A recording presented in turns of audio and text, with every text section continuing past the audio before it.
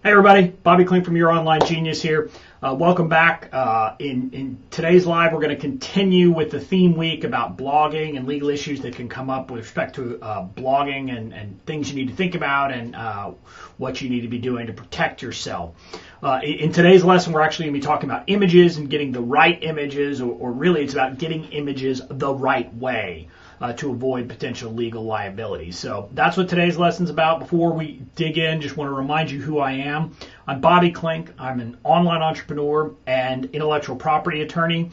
I help other online entrepreneurs protect their online businesses, get the legal protections in place, and make sure they're not stepping on legal landmines. I have a law firm where I do that on one-on-one basis, but in the process of doing one-on-one service, I kept seeing that instances in which entrepreneurs had made a mistake early on, and they'd made that before they could justify hiring me or really any other lawyer, and those mistakes were coming back to really haunt them later on. And so that's what led me to form Your Online Genius. It's not a law firm. I don't provide legal advice. I provide educational services to you. I'm providing you with the resources to protect yourself until you get to the point that you can justify hiring a lawyer. That's the idea of the business, and so that's what you'll find here on Your Online Genius's page. You'll find lots of resources here. I've got a blog that's up and running. I'm actually going to have a podcast launching later this year that will talk about platform building and selling and then legal issues related to it. I'll give a little bit of legal lesson along with the actual business advice I'll get from experts in the field.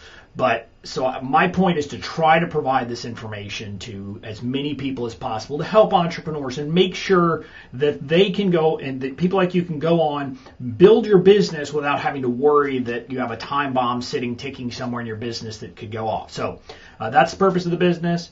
Again, in these live videos, I've been doing theme weeks. This is a theme week all about blogging.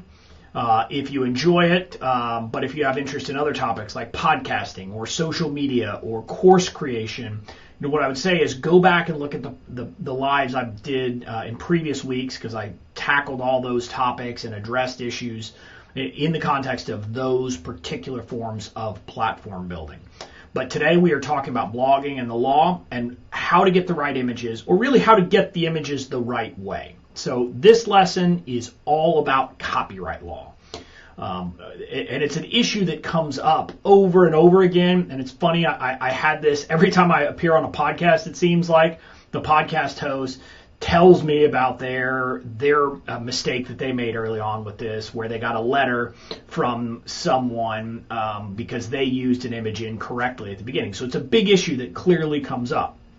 Under copyright law, every image that you see, every picture, every painting, every photo, every animation, anything that you can think of as an image is going to be protected as copyright law. It doesn't matter. You don't need to see a copyright notice or anything like that. The image is protected because copyright law protects creative works automatically. As soon as something is put in fixed form, it's protected. And so that's an important thing for you to understand. So the problem comes up when people see an image and say, oh, I can just go grab that. And a lot of people do it these days with Google Images. That's what will happen. You're looking for an image for your blog post. Let's say you have a blog post about SEO, and so you want to go just grab an image about SEO. So you go to Google Images, search SEO, you find one, you right-click, save as, and then put it into your website. You can't do that. The problem is that image is it is protected by copyright, and you need to get it the right way to have what's called a license, which is the right to use the information or to use the image in your blog. So that's what you have to avoid, is just go and grab images. But I want to talk about a couple of other issues, not just Google Images, because this comes up in a lot of other contexts where people grab images from other places. One of the common places people will go to grab images is social media. They maybe think, oh, well, this person tweeted this image out so I can use it. That's not the case. There was actually a famous, or not a famous, but a decision that was made that lawyers like me know about, where that actually happened. Someone had taken pictures, a photojournalist, and tweeted them. I believe it was in the Haiti earthquake. And then some of the bigger places just grabbed it off Twitter, and they were then using it. Actually, one of the biggest image companies was actually selling the image of all things, which was kind of crazy. But the point, they couldn't do that. Of course, no, you can't do that. The person tweeting an image doesn't lose protection. Now, you can, of course, do whatever on social media, but you can't grab that image and then put it on your blog post. You can't do that. So what do you need to do instead? Well, you need to get images that are licensed, like I said. And there's a kind of a trifecta that you're really looking for when you get licensed images. One, you want them to be what's called royalty-free. Royalty-free means you don't have to pay for each time an image is used, used, viewed, downloaded, etc. So if you have a royalty-free license, whether one person reads your blog post or 20 million people read your blog post with that image, it's not going to affect anything in the future. So you want royalty-free. You want a license that is okay for commercial use. So some places will license images and information for personal use, but not for commercial use. So you need to be careful about that. I actually, in one of the Facebook groups I'm in recently, saw a post by someone that some apps that create images with inspirational quotes over it. Actually, they were looking through the terms of service and realized that those terms of service said it was only for personal use. So you have to be careful about that in grabbing images or anything else from one of these services for your blog, because your blog is almost certainly not simply a personal use blog. If you're here watching this video, you're trying to build a business. And if you're trying to build a business with your blog, that makes it commercial use. So you have to be careful about grabbing images that are okay for commercial use. And the last piece you want to look for is something where attribution is not required. Some image licenses will require you to give credit to the photographer or to the copyright holder. Now, if you want to do that, that's fine. But you just need to remember, if you download an image and get a license that requires you to give attribution, that every time you use that image, you need to attribute it to the proper person. And if you think about it, I don't know about you, but that's a hassle I don't want in my business, because I don't want to have to keep track of all those things and make sure that I give attribution every time I use an image, because I'm using, in my business, I'm, 5-10 images a day. And if I had to every time think, okay, well, do I have to give attribution to this or not? That's mental bandwidth I don't want to have to expend. So I'm looking, again, for the trifecta: royalty-free, okay for commercial use, no attribution required. That's what you're looking for in a license. Now, there are different places you can go to get images that meet those criteria, and there are different models. There are some sites that are absolutely free. So there's places like Pexels, which is P-E-X-E-L-S. I think it's just Pexels.com. There's Pixabay. But you can find a lot of these sites out there. These are places where literally the images are free. You don't have to pay anything, and you get that trifecta: royalty-free, okay for commercial use, no attribution required. That's a great place to start. Obviously some images they're not going to have, but if you're looking for some images, they're going to have a good enough image, and you're not going to have to go any further. So that's one place to go.